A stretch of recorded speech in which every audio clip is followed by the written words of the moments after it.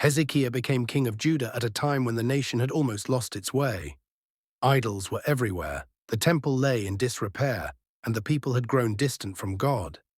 But Hezekiah was unlike any king before him. From the moment he took the throne, he made a choice to seek the Lord with all his heart.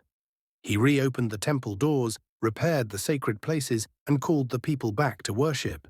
He destroyed idols, tore down the sacred poles that had replaced true worship, and even smashed the bronze serpent Moses had made, because the people had begun to bow to it instead of God.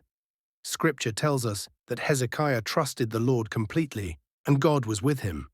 For a while, peace seemed possible, but outside Judah, the mighty Assyrian Empire was rising. One by one, they conquered cities and nations. Eventually, Jerusalem itself was surrounded. Assyrian officials sent letters mocking Hezekiah, threatening the people, and claiming their God could not save them. The enemy's words were meant to strike fear into the hearts of Judah, but Hezekiah did not panic. Instead, he went straight to the house of the Lord. There, he spread the threatening letter before God and prayed. That night, something extraordinary happened. God sent an angel who struck the Assyrian army. In the morning, the city awoke to find the enemy gone, the armies destroyed without Judah lifting a sword.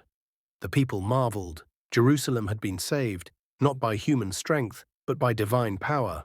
Yet after this victory, Hezekiah faced a personal battle. He became gravely ill. His sickness was serious, life-threatening.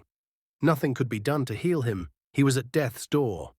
One day the prophet Isaiah came to him. He stood at the side of the king's bed and delivered a message from God. "Set your house in order, for you shall die and not live." Hezekiah was stunned. The words of death felt like a thunderbolt. No comfort, no warning, just the certainty of the end. Hezekiah's heart was heavy, but he did not despair before God. Alone in his chamber, he turned his face to the wall. This act, simple yet profound, showed that he was seeking only God's presence, cutting himself off from all human distraction. There he prayed. He reminded the Lord of his faithfulness, not arrogantly, but humbly, sincerely. "Remember now, O Lord, how I have walked before you in truth and with a loyal heart, and have done what is good in your sight." And then he wept bitterly. These were not tears of fear alone. They were tears of a man in a personal relationship with God, a man who trusted the Lord with all his life. Before Isaiah had even left the courtyard, God spoke again. He had heard the prayer. He had seen the tears. The Lord sent a message to the prophet.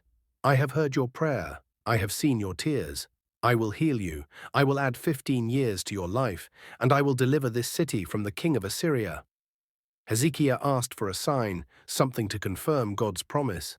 Isaiah told him he could choose for the shadow on the sundial to move forward 10 steps, or backward 10 steps. Hezekiah chose the harder sign, the shadow moving backward. And that is exactly what happened. Time itself obeyed the command of God. Hezekiah recovered, his strength returned, his life was renewed, and the nation rejoiced. He wrote a song afterward, recorded in Isaiah 38, in which he described the terror of facing death and the relief and joy of being delivered. In that song, he praised God for his mercy, acknowledging that God had cast his sins behind his back and rescued him from the pit of destruction.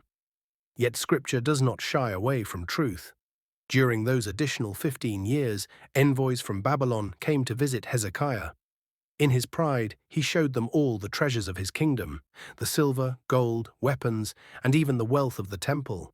Isaiah confronted him afterward, warning that one day all of these treasures, and even some of his descendants, would be carried away to Babylon. This serves as a sober lesson.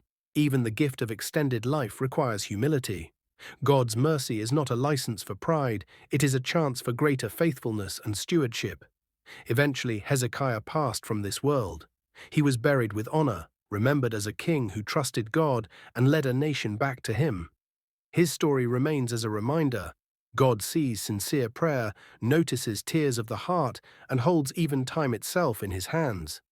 Death can be postponed, mercy can be extended, and heaven always responds to genuine faith.